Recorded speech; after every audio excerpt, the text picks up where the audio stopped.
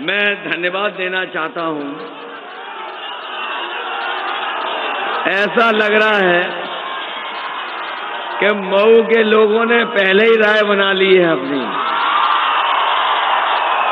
और मुझे तो याद है कि जब पहला कार्यक्रम मऊ में हुआ था,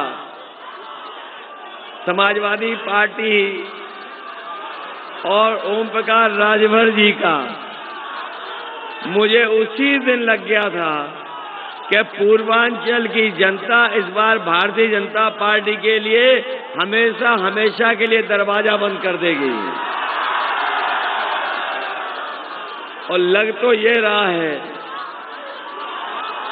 कि होली का उपहार, होली के त्योहार का उपहार मिलने जा रहा है इस बार। 7वें चरण में पूरा का पूरा सुपड़ा साफ होने जा रहा है।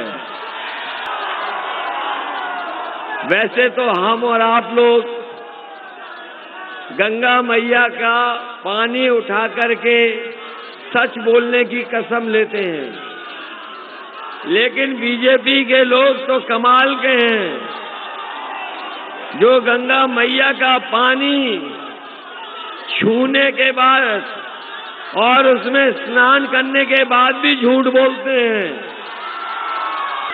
मुझे तो ऐसा लग रहा है कि मऊ के लोग तो इतना धुआंधार वोट डालेंगे कि जो धुआं उड़ाने वाले वो धुआं धुआं हो जाएंगे। बताओ, धुआंधार वोट डालोगे कि नहीं डालोगे? अच्छा, एक बात बताओ,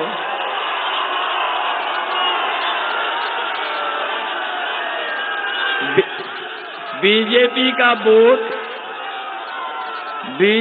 का वोट बताओ, सांड चढ़ गए कि नहीं चढ़ गए? अब कुछ लोग पछता रहे हैं। पछता रहे कि नहीं पछता रहे? इनकी सरकार में मऊ भी सताया गया और गऊ भी सताई गई। गऊ और मऊ दोनों को सताया इन्होंने कि नहीं सताया?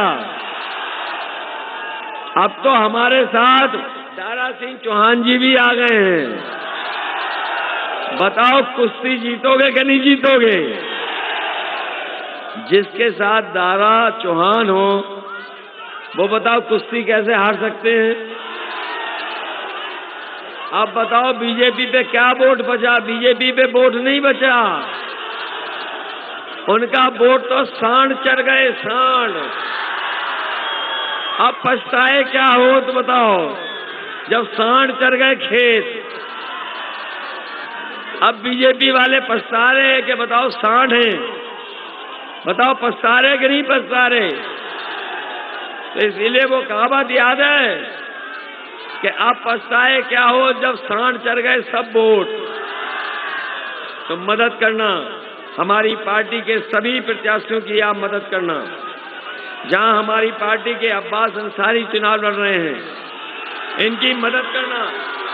बताओ, जिताओगे ने? और हमारे दूसरे प्रत्याशी हैं उमेश पांडे जी, इनकी मदद करना, ने जिताना। जिताओगे? और दारा सिंह चौहान जी को जरूर जिताना। हम इनको धन्यवाद और बधाई देते हैं कि सही समय पर आपने गरम लोहे पे हथौड़ा मारने का काम किया। इससे अच्छा समय नहीं हो सकता था, इसलिए आप हमारे साथ आए हैं। इनको ऐतिहासिक वोट दे करके हमारी सरकार बनाने का काम करना। हमारे राजेंद्र कुमार जी हैं मोहम्मदाबाद गोहाना, इनकी भी मदद करना। मुझे तो ये लग रहा है कि अब मऊ के सामने कोई टिकने वाला नहीं है।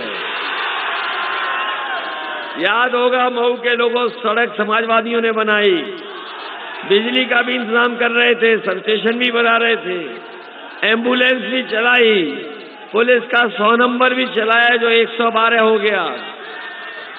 अगर आने वाले समय में अपने गरीबों की मदद के लिए हमें एम्बुलेंस बढ़ानी पड़ेगी तो एम्बुलेंस बढ़ाएंगे।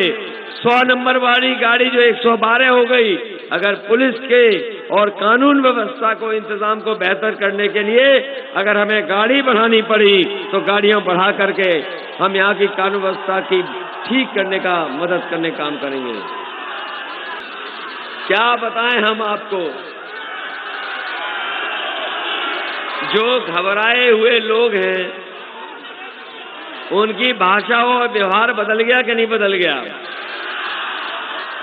आजकल तो आप हार उनके चेहरे पे देख रहे होंगे और न केवल हार के खिसिया गए हैं बल्कि समाजवादी पार्टी के नेताओं को अपमानित भी कर रहे हैं।